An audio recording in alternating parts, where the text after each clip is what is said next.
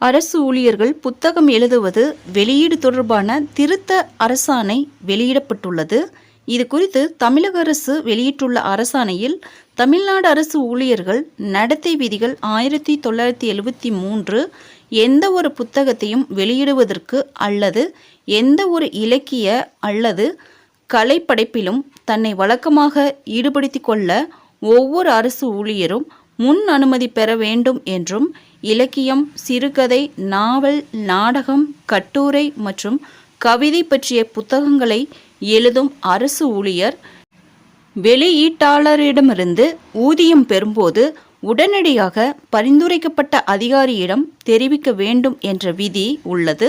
மறைந்த முன்னாள் முதல்வர் கருணாநிதியின் 100ஆண்டு விழாவையொட்டி அரசு ஊழியர்களின் தமிழில் எழுதும் திறன்களை ஊக்குவிக்கும் மற்றும் பாராட்டும் நடவடிக்கையாக அரசு ஊழியர் முன் அனுமதி பெறுவதற்கு பதிலாக தகுதி வாய்ந்த அதிகாரியிடம் வெறும் தகவல் கொடுத்து புத்தகங்களை வெளியிடலாம் என்ற வகையில் மேற்கூறிய விதிகளை திருத்த அரசு முடிவு செய்துள்ளது.